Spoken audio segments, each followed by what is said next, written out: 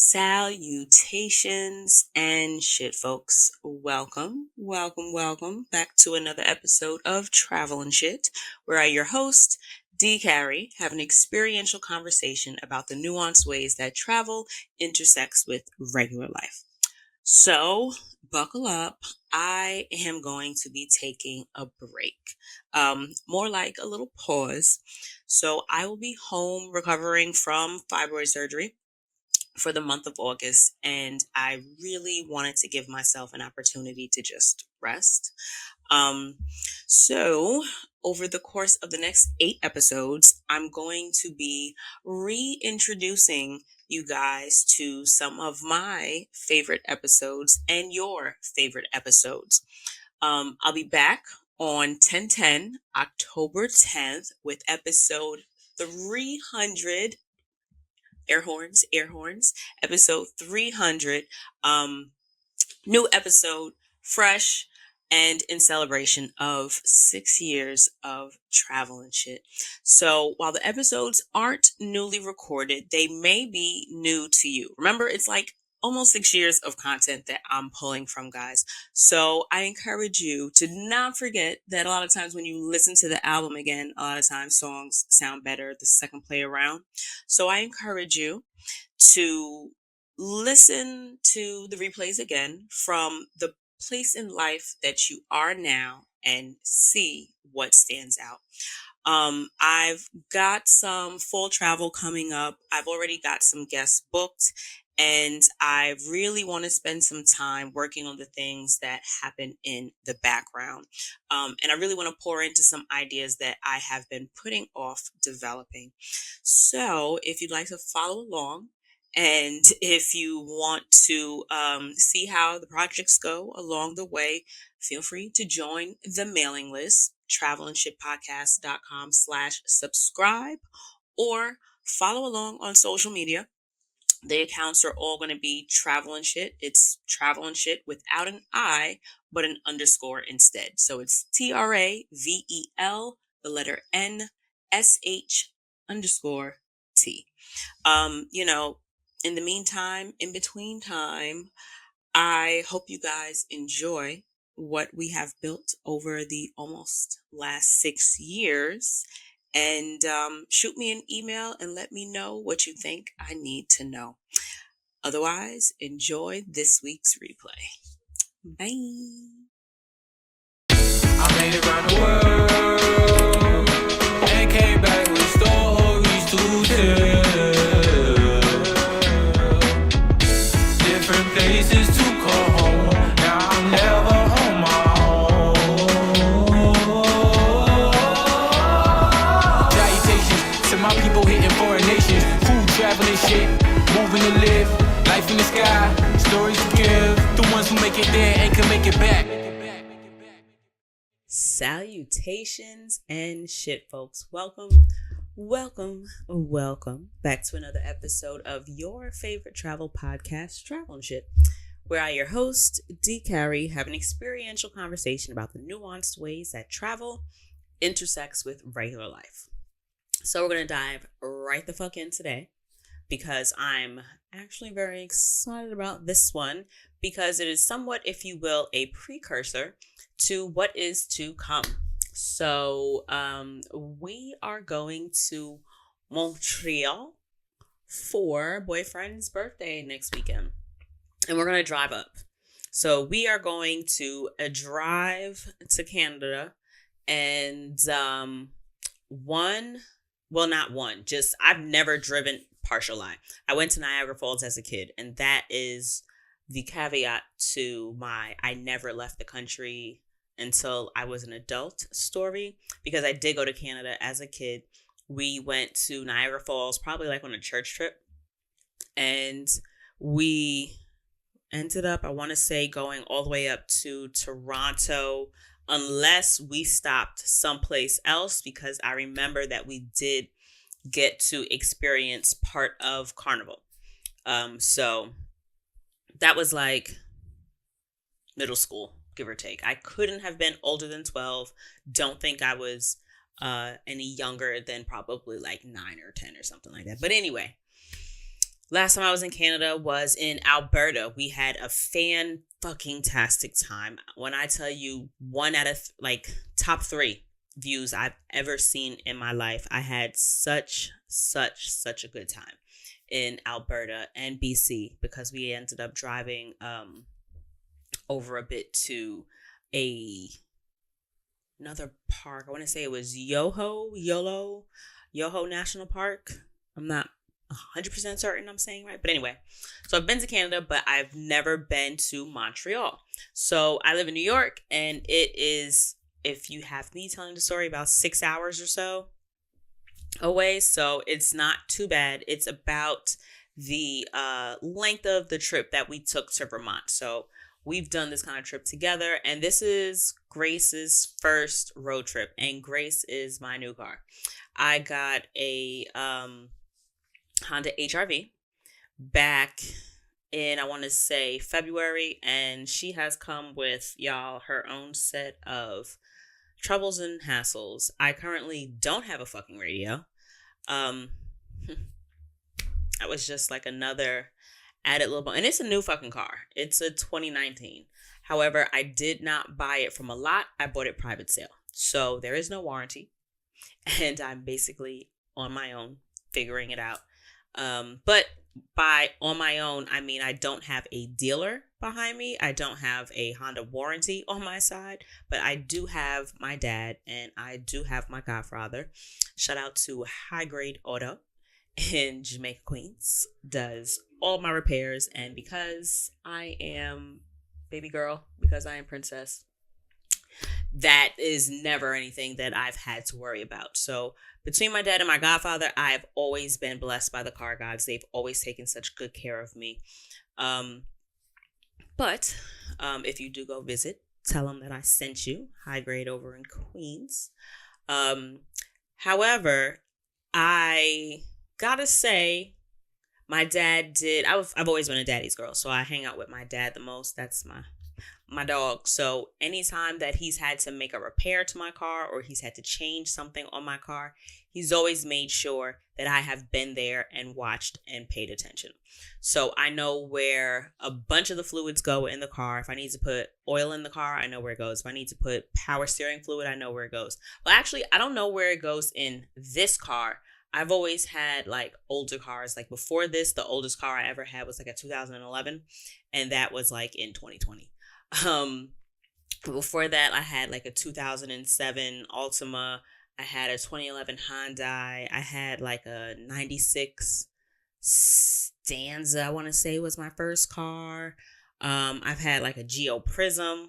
I've had I had an Altima. I had a Sentra. Oh my God, I used to love that Sentra. 96 Sentra. That shit drove so smooth. Honestly, I'm gonna hold you. If I still had that car in good like condition, if it drove as smoothly as it did when I had it, I can't even front like I would be mad. I used to love that car. But I say all that to say, I know a little bit. I'm not going to say I don't know anything. I'm not going to say I don't know a lot, but I know a little bit about just car maintenance.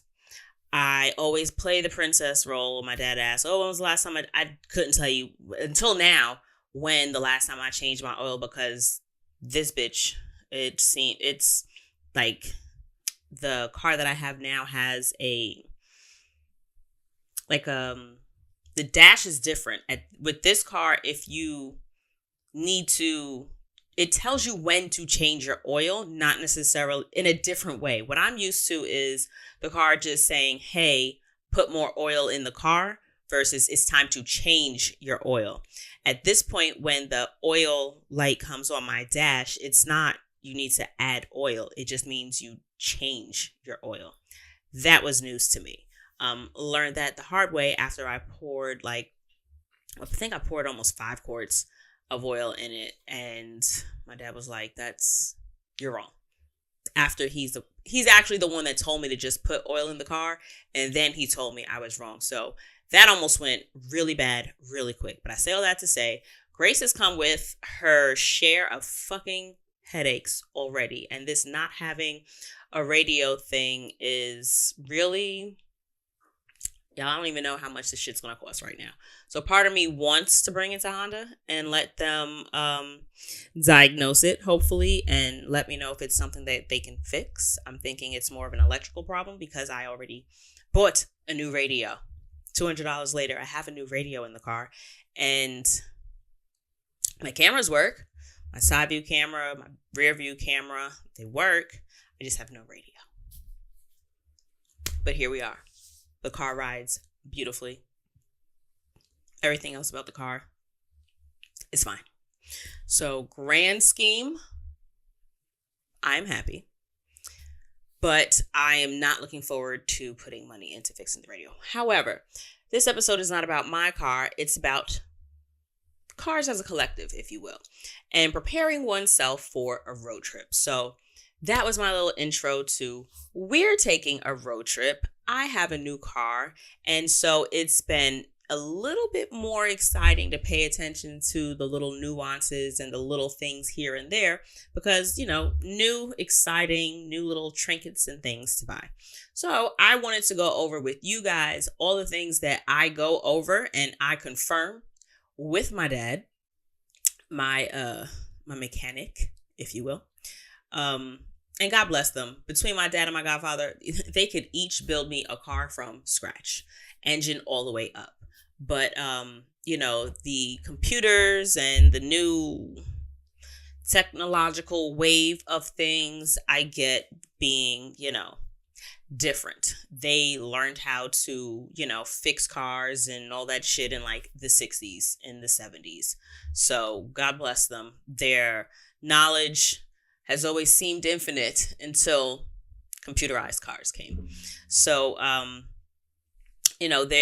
been very careful not careful, but I am so glad that I have paid attention when my dad told me to pay attention. And I also I hope he doesn't edit this out because boyfriend is the one who actually edits the episodes for me. Love you, babe. I also get this warm feeling when I figure something out on the car before he does. I've always had a car. I've had a car since I was 16. So it's over 16 years of car ownership in the game. So there are just some things I know, even if I don't know them. If I watch somebody do something or if I see something, I can kind of tell if I'm doing it the right way or the wrong way. Not that that there's only one way to do it, but we just changed the windshield wiper blades. And God bless him. He was so cute doing it. He spent so much time out there trying different ways. And I'm looking at all these different videos and I'm trying to show him. And then he's going back and he's going out and he's trying it again. And I'm like, I'm a tactical learner. I'm a tactical person. If you put something in my hands and I can play with it, chances are I'll figure it out. And I've changed windshield wiper blades before. So I know this is something that I can do. In my mind, I'm just at the point where I don't want to fuck it up to the point where now this is something else I have to pay for to fix. Also, my luck, it's going to rain fucking tomorrow and I'm really going to need them before I get them fixed if I do fuck it up. That being said, I was able to change the windshield wipers and I'm a little proud of myself because it was me, Donald's daughter, that did it. So, Dad, if you're watching this, be fucking proud. I've been paying attention and I did a great job. So, on top of changing the wipers and paying attention to your windshield wipers, this episode is going to be me going over the list of different things that I put in place or that I confirm and check and look into before I take a road trip. And these are definitely suggestions. And I always say, if you look in a dictionary or if you Google, I know my car, a picture of my dad comes up. When I tell y'all, love him dearly. He is the fucked up car king, but all his shit's right. I'll give him that.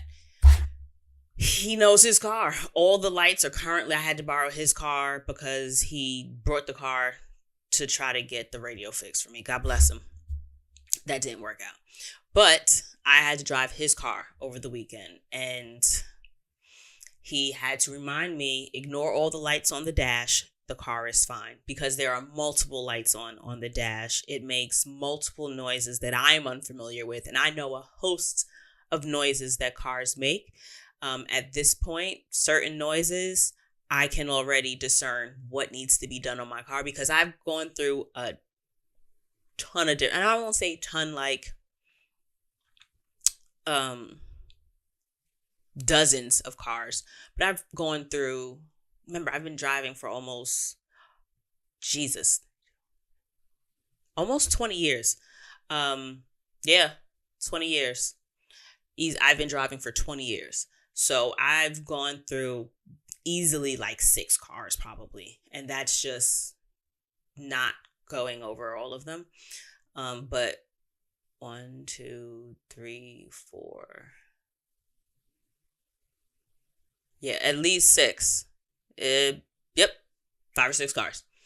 And that being said, I've learned a thing or two. So while I am not the exhaustive Encyclopedia Brown of it all, you could actually hear me out and trust that I've experienced a bit. So I'm not necessarily talking out of my ass on this one. However, I am not your mechanic, and nor am I responsible for what you decide or don't decide to do with your car. So while I am suggesting certain things, always consult with someone that is actually paid and licensed to do all things car. With my car, before I take a trip, not only do I change or at least check to make sure my windshield wipers are performing at their best, I also check my tire pressure. So I have had plenty of cars that have had slow leaks or assorted different issues with the tires, and tire pressure can easily be ascertained, if you will, with a tire pressure gauge. It looks like a little pen. It's got a little round, little nozzle-ish, if you will, on one end, and there is like a cubed ruler that will pop out.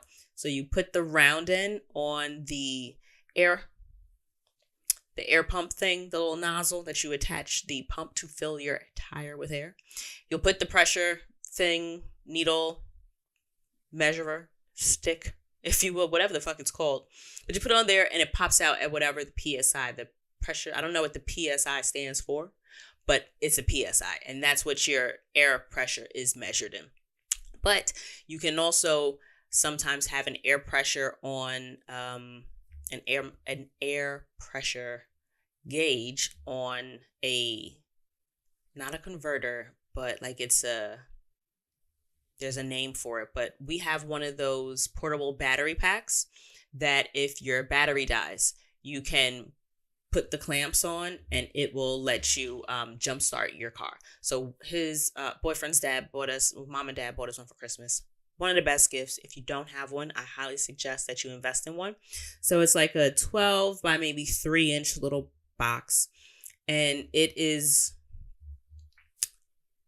a battery pack / air compressor. That's what the word is. It's an air compressor. And it's got like a hazard light, like a flashing lights setting. It's got like a regular flashlight setting. It does a couple of different things. It has a couple of different features, but primarily I've used it for jumping the car battery as well as putting air in my tires without having to go to the gas station. Also, pro tip, I always leave some quarters in the car just in case I don't feel like digging that out, or I don't want to charge that, or the battery is dead, or I'm at the gas station already, right? That being said, that device, that portable battery / charger, so clutch. So clutch.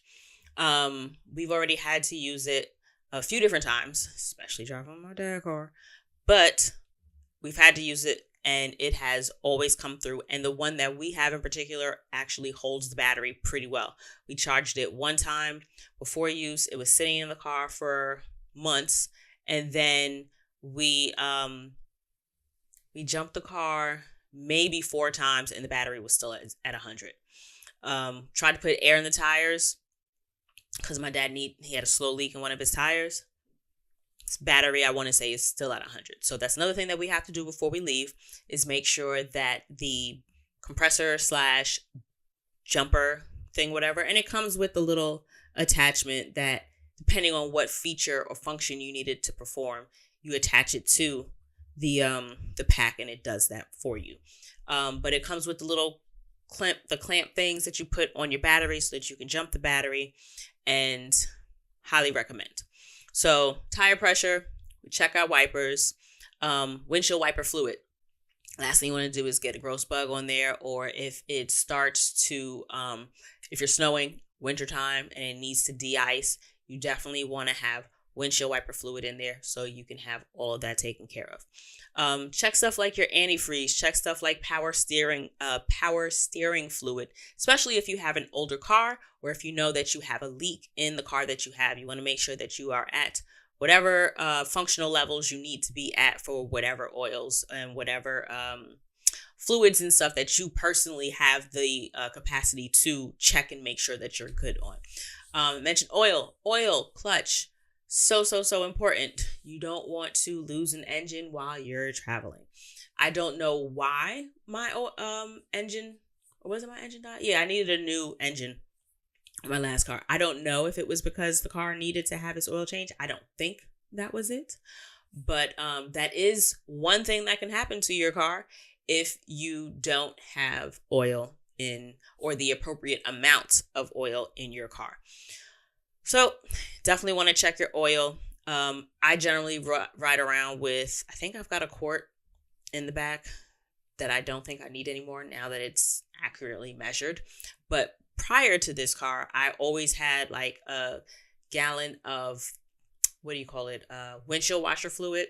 I would always have like a quart, or like whatever is left of a quart that wasn't used the last time I added oil to the car. I'll have that. I know I had a car where I always had to keep checking my power steering fluid. So you know your shit. If it's something that you know you're going to run low on, or something that you think you may run low on, just throw that shit in the back. You'd rather have it and not need it than need it in a clutch and not have it. Not even that you can't access it anywhere in the States, but if it's 9 o'clock and you know that's what your problem is, it really sucks to not be able to address the problem at hand because everything is closed. Amazon is not going to deliver immediately. You might run a good shot going to, say, like a Walgreens or 24-hour CVS or something that's open. But if they don't have it, then what do you do? Right? So if you know that it's something that your car is going to need, or something that leaks, or something that just needs to be attended to, have it and don't need it versus needing it and not having it. Headlights for the right environment. I learned the hard way, that trip that we took to Vermont, that headlights in the city and headlights outside of the city are two different types of headlights. So in that car, I absolutely had city headlights. So the headlights work, but they work best on roads where you have like, plenty of street lights, and there's a lot of other car traffic coming and going both ways, where your path is much more readily illuminated because there is so much extra light going on. However, if you are in a more rural area, or if you are in an area that just doesn't necessarily have a lot of street lights, I will never forget the first time I think I drove in Atlanta. Mind you, I was in my cousin's car, and we were in, it was me and my cousin. Well, so it's my mom's first cousin, I think.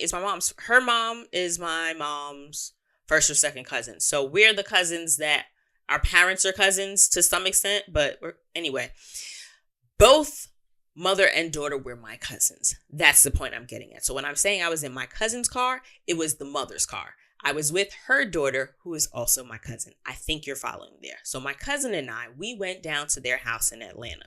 So we drove down in her CLK. I don't have CLK money. We got there, parked up, and for some reason, we were driving her mom's car, which was like a 7 Series Benz, to wherever the fuck we were going while we were out there. And then when I realized we got off the property and we got on the street, and I said, oh, bitch, there are no streetlights out here. Y'all have deer. I don't drive in an environment that has deer that are ready to pop the fuck out. Check this out. I'm going to get us there, but I'm not getting behind this wheel again, because guess what? I can't afford to fix this. So make sure that your headlights are conducive to the environment that you will be driving in. If you know that you're driving from, say, one city to another city, and you're not really New York to Jersey, depending on where in Jersey you're going, but say you're just driving New York to Hartford, or you're going, someplace where you're going to be strictly on highways and you're not going to be off on any possibly less heavily trafficked road or less frequented road. Also consider if you have fog lights or not. Thankfully, my truck had fog lights also. Do I know how to work them though? That's a good question. I don't even know if I know how to turn the fog lights on, unless they're running lights. No, I know the fog lights are the lower one. I gotta look into that, but that's something that you figure out beforehand, how to work all of the features that you think you're going to need to use. Are you a cruise control kind of girl? Are you a, not power steering, but I never liked cruise control, but if that's your jam, figure out how it works before you go, right? Maybe test it out on a highway that you are familiar with so that you feel more comfortable being able to, change between the settings and knowing that, you know where you are, you know what the road is, and you're not dealing with any unnecessary unknown conditions to kind of complicate matters any further. But definitely check to make sure your headlights are for the right environment. One way that you can get better use out of the headlights that you have is by cleaning your headlights. If you've got those headlights that have kind of because the way the plastic is designed, like at some point they're going to cloud, at some point they're going to wear out, if you will. One of the things that I had invested in the last car I had before the last trip, what the fuck did I do? No, I don't think I replaced the also, sometimes you can just change the light bulb. Like you can switch from, I want to say, fluorescent headlights to LED headlights. LED headlights, to my understanding, tend to be much brighter than your traditional headlights. Also consider cleaning your headlights. You can buy a headlight cleaning kit or whatever, and that is a little bit less expensive than actually outright changing your headlights so that you have clear plastic for the light to shine through so that you'll be able to see better. So check out your headlights, figure out what's going to work best for you in terms of making sure that they will be bright enough to safely help you navigate whatever kind of environment you'll be in. Another one of the things that I like to keep in the car, my uncle had gifted it to me. I want to say it was like a past Christmas or something like that. But it's one of those little mallets. It's like a little hammer that you can break a window in case of emergency. Like if you ever go over a bridge, or if you end up like just in a body of water and the pressure on the outside isn't matching the pressure on the inside, so you can't break the window or you can't open the door. The little hammer mallet thing is it's designed so that if you bang it on the window, it will crack the window for you. There's also a seatbelt cutter in there. I've had to be cut out of a car before. Thankfully, not like no Jaws of Life, I don't think. I'm pretty sure they were able to just open the door. But I remember them having to cut the seatbelt to get me out of the car because they also cut my coat at the time, which was a new coat, and I was sad about it, but I wasn't sad that I was alive and safe.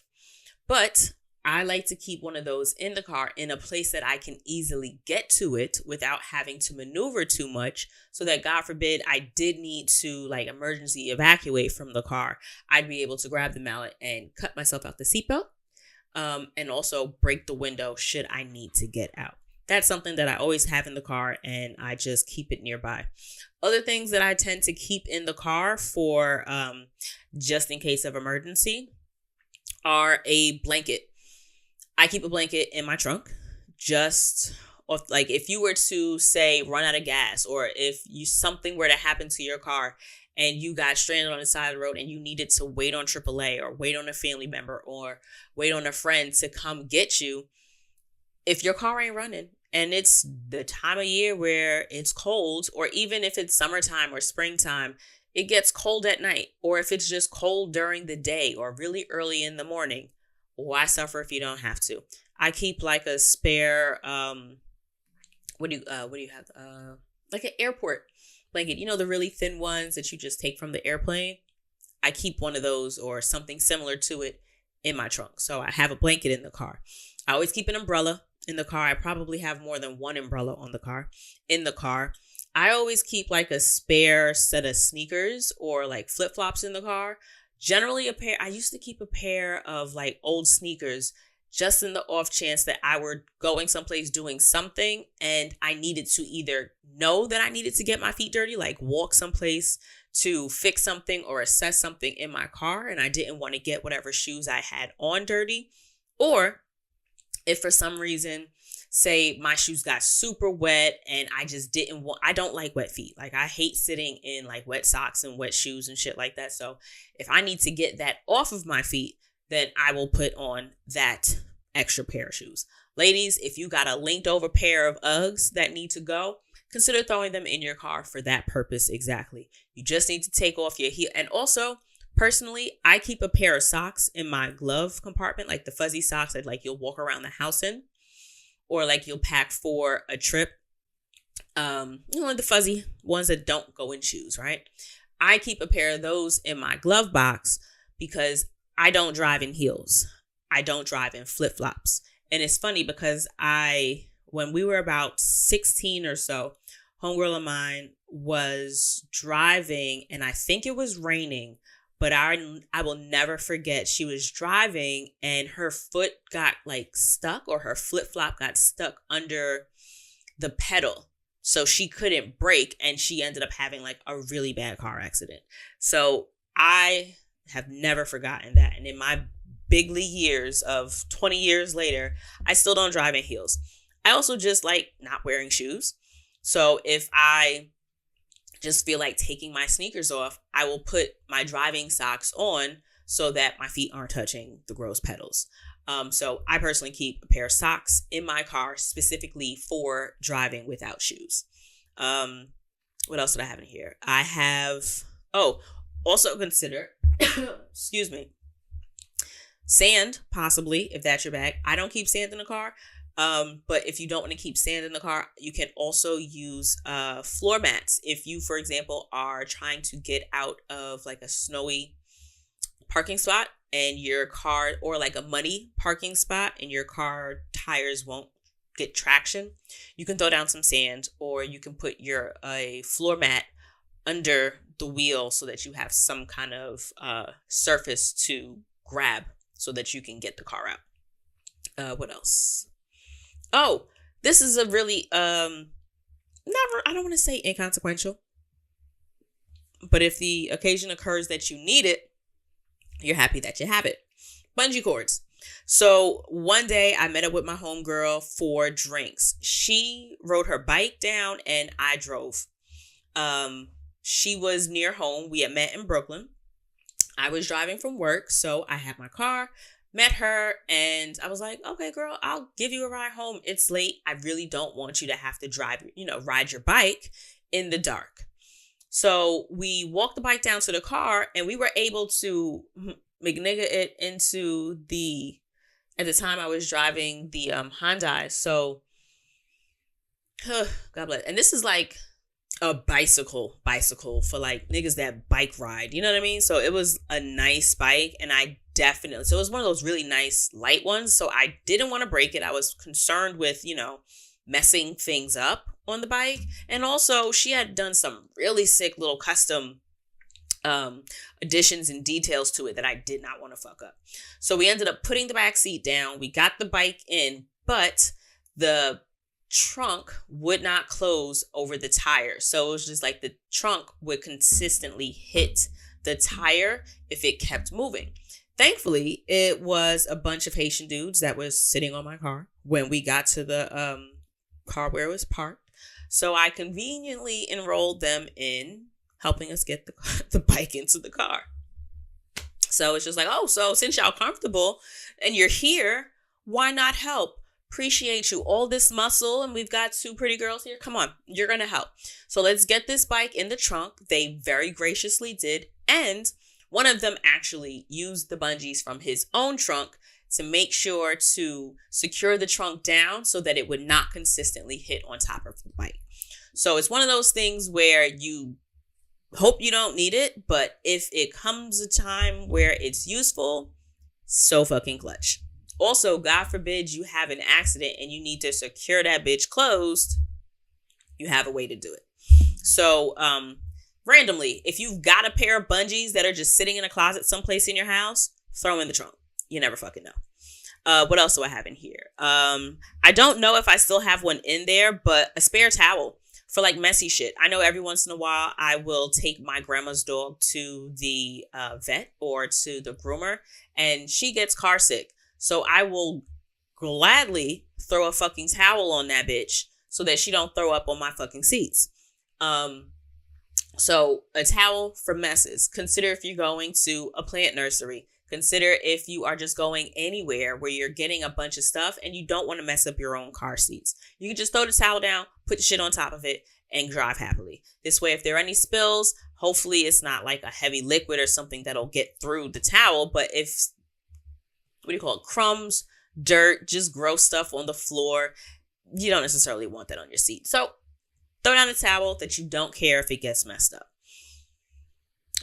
Sunglasses. I always keep a pair of sunglasses in the car, I especially keep a pair of sunglasses that I don't care about. Something that's not exactly fashion forward, or it's got a scratch on it, or just not even like your throwaway shades, but I always make sure to have a pair of sunglasses in the car just for safety reasons. It's nothing for me to drop down the visor because I'm not 6'2". The visor doesn't always do what I want it to do in terms of blocking the sun. Also, blocking the sun also still blocks part of the windshield generally for me. So I personally prefer to just have a pair of sunglasses in the car. So I keep a pair of shades in there just so that I'm always prepared should I need to guard my eyes. Another thing that I always, this is one of those things where if you forget it enough times, it's one of those things that you just always consistently kick yourself over. It's a fucking easy pass. So some people leave them up in the windshield. Some people take them down and they put them in the foil. My grandfather, God bless his soul, was religiously one of those people that kept them in that foil. He took that shit to heart. You are not going to charge me for, trips I didn't take. We're not having no accidents. So that's your call. Whichever way you decide to go about business for your easy pass, make sure you have it fucking with you. Also, because most tolls do not have attendants anymore. Most tolls do not take cash. And the last thing you want to do is also consider if you are driving somebody else's car or if your car is registered to someone else, you may not get the tickets for the payment of the toll or whatever kind of mail they're going to send you about toll costs and fees. So why have bad blood with somebody that is doing you a solid and letting you either ride their car or is insuring the car in their name for you? Also, if you get the paper mail in the mail and you totally forget about it because it's from Virginia, Delaware, Tennessee, wherever the fuck it's from, you don't want to forget about it. And now a $2 toll is $200 and points on your license or on your registration because you got outstanding tolls and bills from other places. So don't forget your fucking Easy Pass.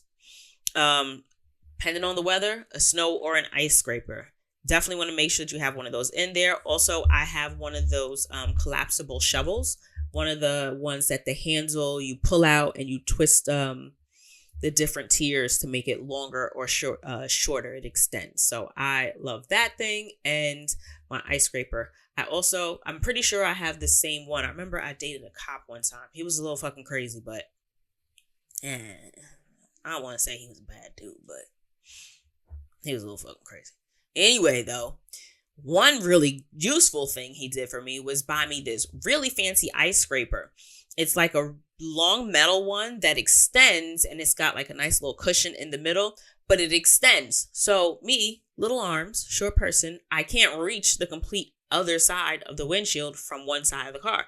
But if you have an extendable ice scraper thing, it was easier for me. It's always easier for me to get the entire windshield without having to go to both sides. So cheat code, short girls, or just people with arms that do not allow, and you don't even got to be short for that.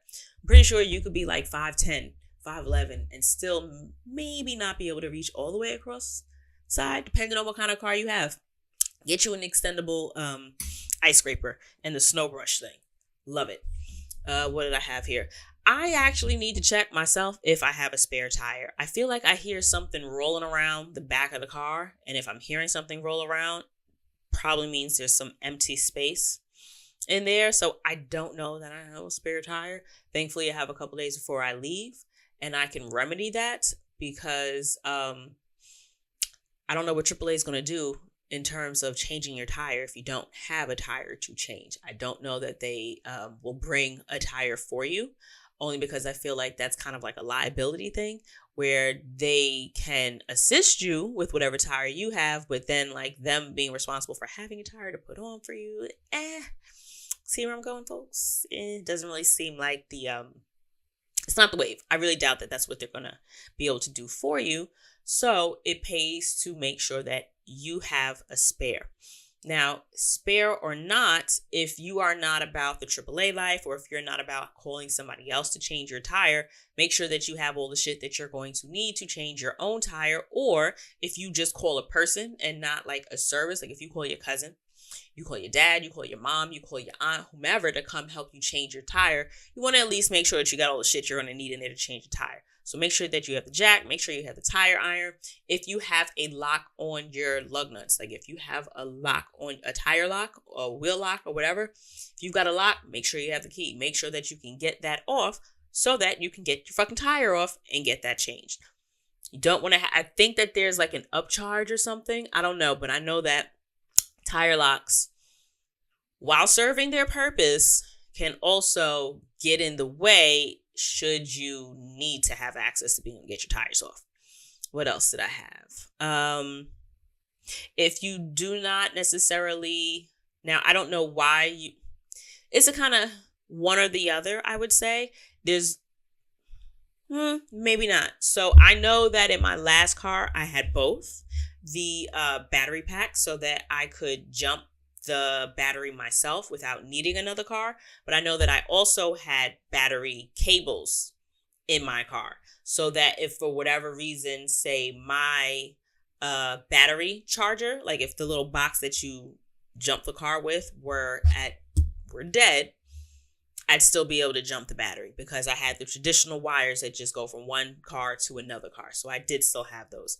If you had them in the past, why not throw them back the fuck in your car? Especially if you're not hurting for space in your trunk, just throw them fuck in there. Tire pressure gauge, I said that might be on the battery pack. If not, just having one is useful. The battery pack with the jumping cables and the air pump, the jack. Oh, aux cord. Aux cord is one of those things that you probably don't need or you might need. Depends on your fucking car.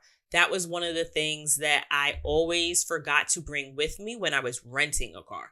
So if you are renting a car, don't forget to bring your car charger. Because, I mean, at this point, we're in the good Lord's 2022.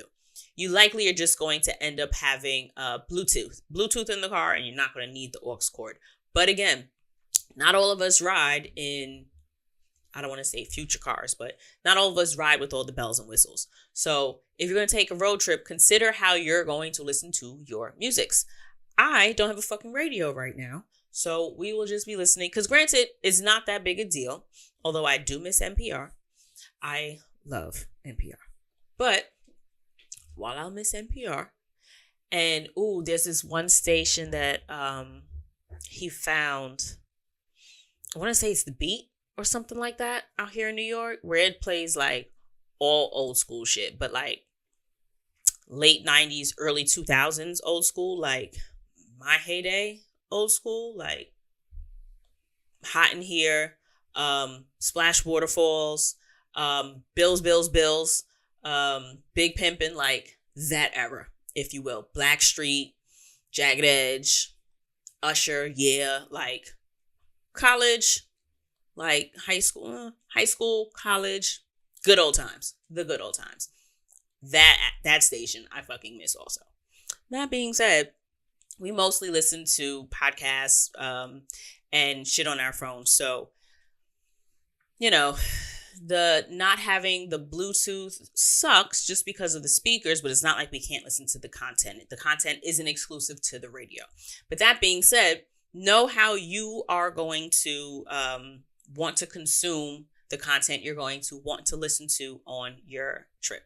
If you are going to connect somehow, aux cord is an option, whether or not you got the tape deck situation, whether or not you have the radio transmitter thing that you tune to a certain channel and then the Bluetooth works through there. Whatever it is, make sure that you look into that prior, because it's always cheaper to try to maybe order it, say, on Amazon, or find it someplace, or like to price it from like a dollar store or get it cheaper, as opposed to trying to always buy it at a Walgreens. That's the one thing that I know I have purchased on site and spent more than I want to, is either like an aux cord or a charger for my phone.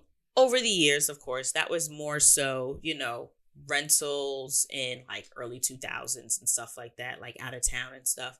I specifically remember this black Honda Civic that I want to say had to be 2009 or 2008-ish kind of ever. And I was so pissed that I had to buy an aux cord, because I just bought an aux cord like the week before for my own car. So remember, if you've already got the shit, bring it with you just in case you're going to need it for somebody else's car. What else? Always, I know I personally have a car charger that just doesn't leave the car. Like, there's a charger that just stays in the charger. So, and be careful. Team iPhone. We stand connected. We stand together.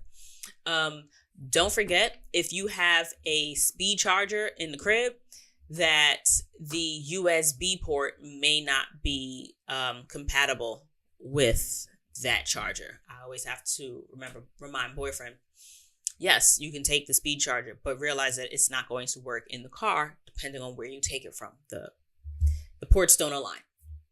So, mental note that, make sure you're bringing the appropriate charger for all of the ports and connect to the connectors and shit that you have.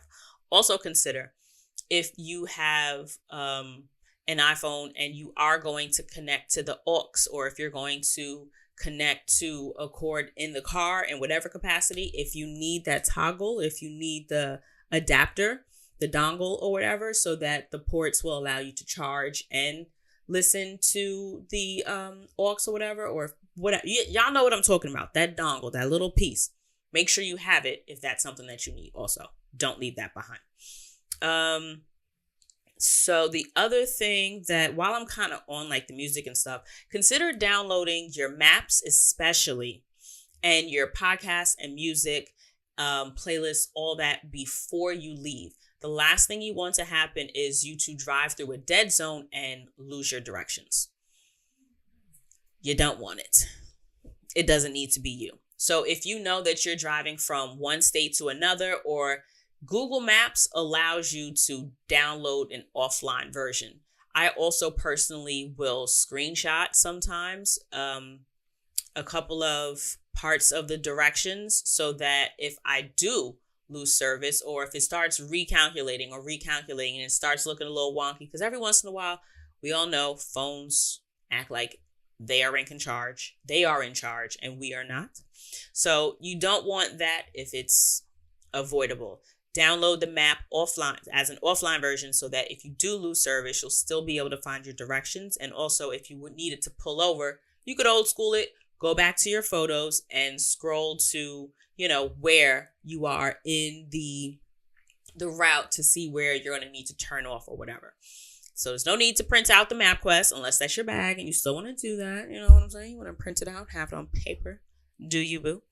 But make sure you download the the map offline so that you'll have it. Same thing with podcasts. And I know personally I prefer Spotify Spotify girl in terms of music. So I try to make sure that the albums that I'm going to want to listen to in particular, I am very much so in my Alex Isley bag right now. So what I'm going to make sure happens is that my Alex Isley playlist and related artists are actually downloaded so that they are available to me offline. Last thing I want to do is be relegated to whatever the fuck songs or whatever the fuck albums that I've purchased. A lot of times I am good for purchasing music that I am not particularly interested in, but an artist that I want to support, or something that is totally themed. Like, I know I don't want to listen to All I Want for Christmas Is You on this road trip, but if I own the album and I actually own The Wiz, it's my favorite movie. So as much as I love The Wiz and can absolutely I do actually listen to the soundtrack for shits and gigs. I don't want boyfriend to have to listen to all of that should he not be interested in it. So download your shit before you leave. This way, if you don't have service, you can still listen. Another thing to look into before you leave is a roadside service. I personally love AAA. I know that Geico offers it with, there's a charge for it, but Geico will offer roadside assistance. There's another one that I'm trying to think of, but it's not coming to me right now. But I personally have AAA. I've used AAA to fix a flat tire before. I've used AAA years ago to also, I got locked out of my car. So they came and took care of that for me. So I have AAA, love them down, and they give you also a ton of different discounts in travel related industries. So look into discounts with hotel chains, new tires, sometimes for vacation planning and different purchases that you'll make while on a vacation. So I'd mentioned AAA in episodes in the past. Highly consider getting you a AAA membership. Also consider apps that will offer directions or guidance in a particular area. I know while we were visiting Alberta, there are a ton of national parks, and a lot of the national parks will sometimes offer an app that you basically download, and it guides you through it gives you a guided tour, but it's on your phone. So you plug in, I guess, where you're starting, or you start someplace based on where the app is. They walk you through it. Some are more user-friendly than others. I remember I tried to use one that was designed for one of the parks in Canada, and unfortunately I did not download it before we left, so a lot of the features were not available at the time. And it was just, granted, there were two of us. My homegirl Chris was driving and I was trying to navigate the app, but she's moving, the app is talking, and I'm like, was that where we just were? And it's just like, she's driving. You know what I mean? Like, she's paying attention to where we're going, but she's not necessarily paying the same kind of attention that I have the luxury of paying attention. She's making sure that we are safe in the car. So knowing whether or not the audible is in sync with something that we're seeing, not so much. So consider doing all that in advance so that you're able to enjoy all of these additions, if you will, to the fullest extent of their options. What else? Also, in terms of just a reminder, if you will, get that vibe going. Know what songs are like energetic for you. Know if you need to detour to the feeling a little sleepy, or this is a really monotonous stretch of drive. It's nighttime. There's nothing going on. I am just, that night vision where it's just like, wow, this is the most boring stretch of nothing, and I can only see 100 feet in front of me. This, like, it's easy to kind of just tune it out, if you will.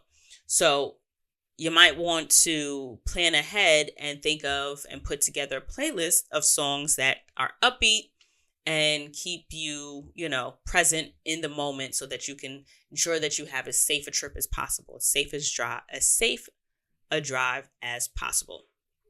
Another thing I will say is that phone mount has been a game changer.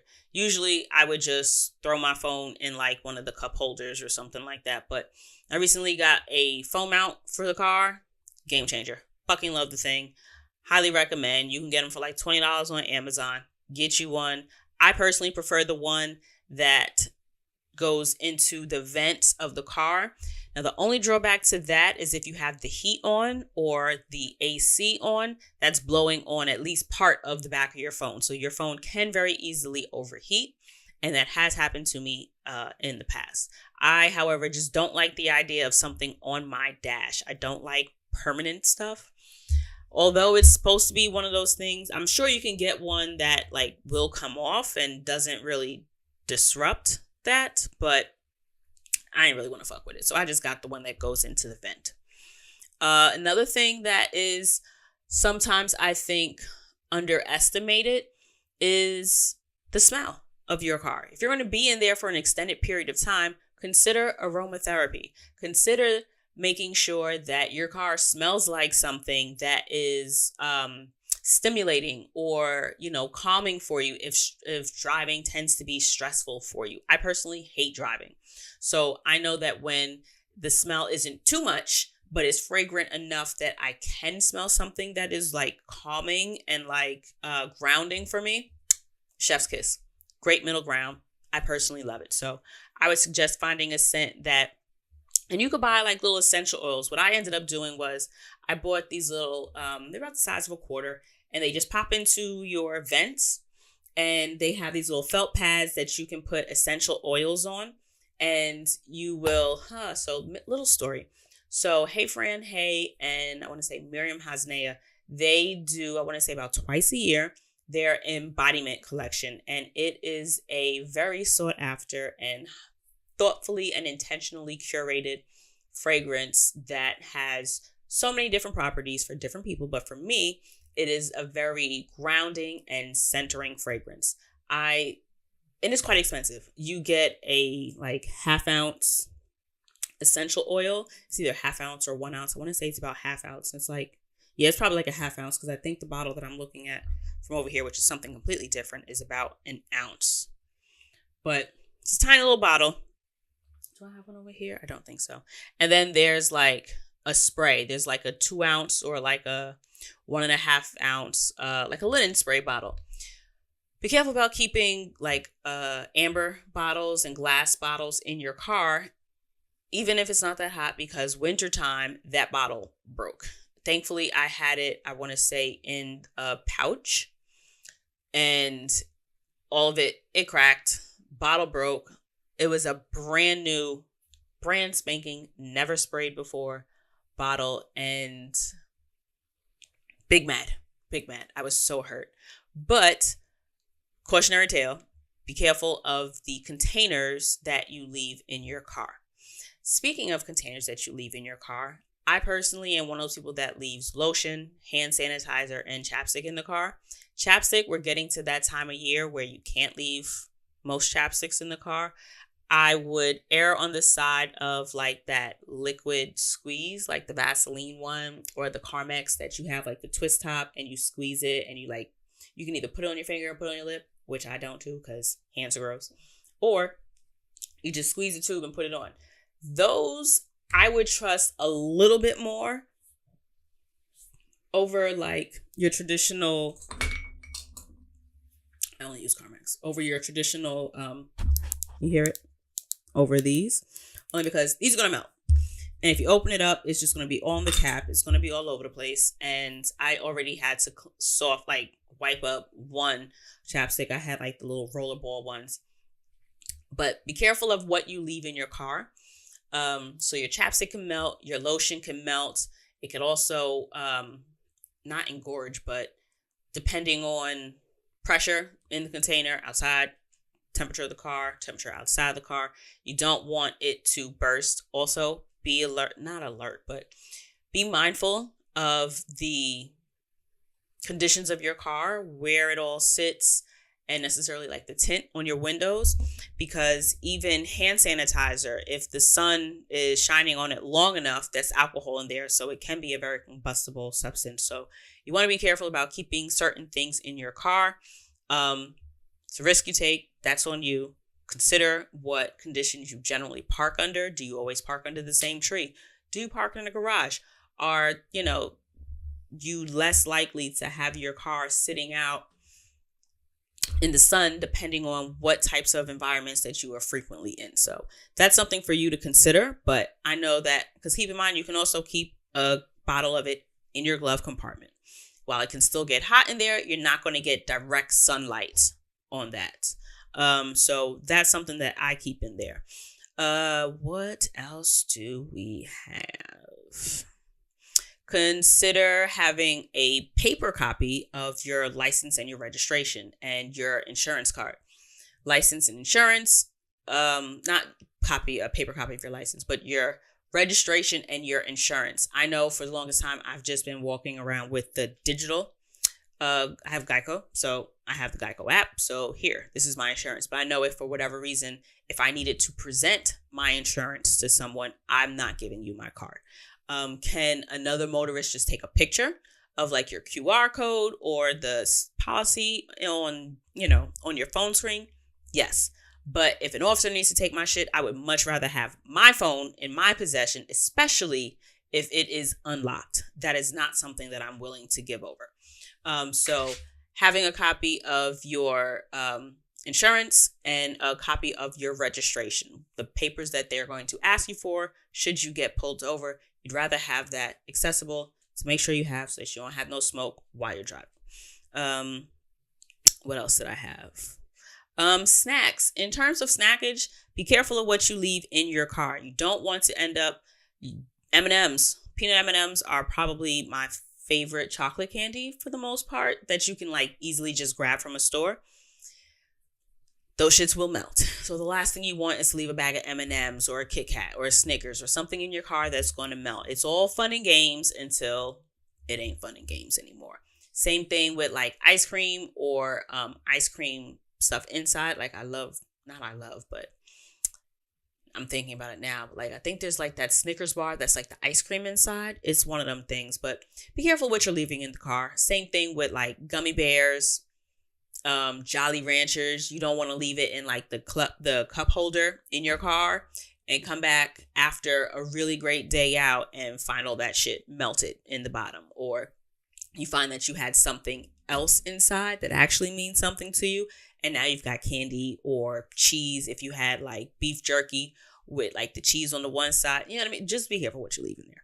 Same thing with like smells and stuff. You don't want to leave the end of a milkshake in the car overnight and then park up and then not go anywhere or not touch the car the next day and then come back and now your car smells like rancid milk, right? We don't want those problems. So another thing that, as a reminder, don't drink that open water bottle that has been left in the car, or especially when it's hot outside. Wintertime, you're a little bit safer, but don't drink that bottle of water that's been in the hot car. Don't do it to yourself. But what I do is I do keep a bottle of water in my car in the off chance that one, I run out of windshield wiper fluid, or if there is something on another windshield that needs to come off. Sometimes you need to just rinse your hands off. So a bottle of water in the car is good for that, especially that water that you've cracked open that you know you're not going to drink out of no more. Just leave it in the door or just leave it under the seat someplace so that if you need to use it, you can. Also, if for whatever reason, it was always one of those things that I had in the back of my mind, like if my engine were to start to overheat or something, I could pour water on it. I wouldn't know what to do, but I always keep a bottle of water in the car for that specific reasoning, just in case somebody says, well, pour water on it to cool it off, or pour water here to see if it goes wherever. For some reason, it's one of those things I know that I'm supposed to do, so I keep a bottle of water in the car, mostly for just cleaning stuff up. What else did I have? I'm also someone that keeps mad napkins and forks. When I go to like McDonald's or if I go someplace where I have to collect napkins, I always take napkins for the car. If I get delivery, takeout, or bring food to the house, I always take the napkins out the package and put them in my purse so that I can put them in the car when I get back, because you always need napkins in the car. Roll of paper towels is cool. Box of tissues is cool, but Napkins are always clutch because tissues aren't necessarily going to clean up every kind of mess. Same thing, I keep forks in my glove box just because I will eat under any circumstances. If I've got a snack or if I have leftover lunch from work and I'm driving home, there is always traffic. Sometimes I sit in upwards of like 2 hours of traffic to get home each way. Well, to work and back. Generally, my commute is about an hour and a half for the most part. Sometimes it's 2 hours. That being said, a bitch likes to eat. So I keep forks in my glove compartment so that I can easily snack. I also keep hand wipes, like antibacterial hand sanitizing wipes. Just buy like a handy wipe or a standy wipe pack or, a tube, throw it in the car someplace. Always comes in clutch. Same thing with like baby wipes. I also keep baby wipes in the car in the off chance that I need to get something out of my eye, or if I need to, wipe something off of my face and a tissue that has been under the, passenger seat isn't going to cut it. I like to have wipes in the car. If you're doing road trips, consider keeping a bag for your trash, like the bag that the chips and the soda and the the 5-hour energy comes in. Keep the bag. This way you can put additional trash in there. Nothing gets me more frustrated than having like mad little pieces of trash to take out of the car and not having a bag to put it all in. I like to keep the car somewhat in order just so that while I'm driving, I can get to whatever it is I'm going to need with ease. So I did bag for trap, handy wipes. If you're also traveling with alcohol, since I know one of the things that especially when we were staying within the States, I don't know if we'll do it when we get for the drive to Canada, but open bottles, specifically of alcohol, travel with them in your trunk. Do not have open bottles in your car because even if you're not driving, there is always the fair assumption that you have been. So always drive with open bottles in your trunk and be sure to secure them so that they're not rolling around and knocking against all the stuff in your trunk. I personally have an old milk crate in my car that has like a bunch of stuff that just needs to be collected so that it's not scattered all over the trunk. So all that stuff goes in the crate so that it all stays in place and it's not going to go anywhere and I don't have any issues. Another thing that I have, just to wrap this up, pack a spare key. Pack a spare key, pack a spare key. I am so glad that I remembered to do so because we've got like the one set of keys. Like I know I have a set of house keys. He's got, boyfriend generally does all the driving. So he'll have the house keys on there. So if we were to ever get separated, like I'd be able to get in the house. But if for some reason that one set of keys gets lost, I have a push to start. So we're kind of fucked if we lose that key. So I intend to throw a spare key into our luggage just because I don't believe in like leaving luggage in an unattended car if I can avoid it. Now, I'll always leave it like in the trunk. I never leave anything in the open in my car. I don't care if it is like, even like lunch bag, and by lunch bag, it's a plastic bag with Tupperware in it. I don't even like leaving that in a fashion where it looks like it might be something more than it really is. So I tend to leave that like on the seat so you can see it's an empty Tupperware container. Or I'll stick it under one of the seats so that it's like, that don't even look like nothing appealing. I don't leave shit out in my car. But doesn't mean that if I'm parking in a lot or if I have like luggage or bags or something in the trunk that I won't leave it there. However, one thing that I will never not have on me is my purse. So definitely throw a spare key in somebody's bag so that if God forbid something happens and y'all lose the keys, you can get home. You can get home and y'all don't have to break up on your trip, right? So pack a spare key. One thing that I learned about a little over almost 2 years ago at this point, but One thing boyfriend taught me was, if you are driving and you come across a deer, if you find that you can't stop in enough time that you won't hit the deer, if you know you're going to hit that deer, don't slow the fuck down. That's how you die and the deer just gets hurt. Them shits is solid. It's low key, depending on how big it is, it's like hitting a fucking wall. Your best bet is to just drive the fuck through it. If you drive through it, hopefully it won't go through your windshield. Hopefully it'll go over the windshield. The point is, don't slow down. Don't slow down. Just keep driving. If you have to hit it, you want to hit it more so full speed. I was flabbergasted. But it is what it is. So be sure to pay attention to those deer crossing things. That's something that I thankfully have never encountered. I've never come like this close to hitting a deer or had a deer like run across the road in front of me or anything like that. And I hope that that doesn't ever happen. But it is something that does happen. So when they have them signs up, pay the fuck attention. Because why not? We are sharing this world. And another thing to keep in mind, look into which of your cards, like your credit cards, have cash back or points that will apply to gas stations.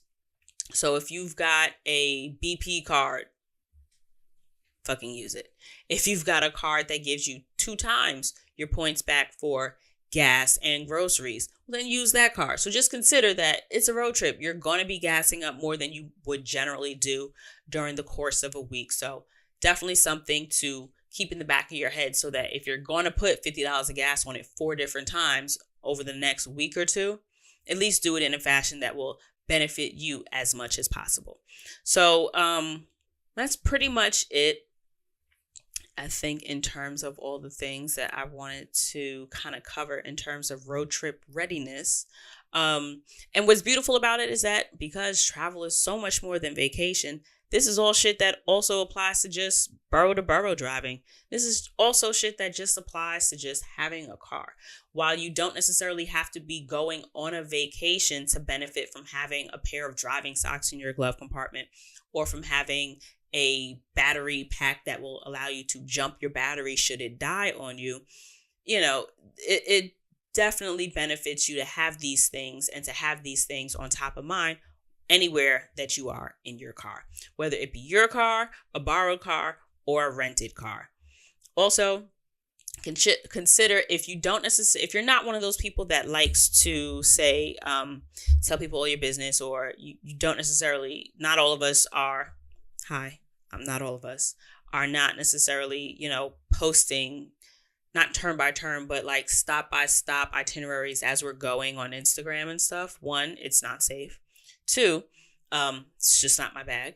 But make sure somebody knows when you should be reasonably checking in. I don't want to say you don't want to get forgotten, but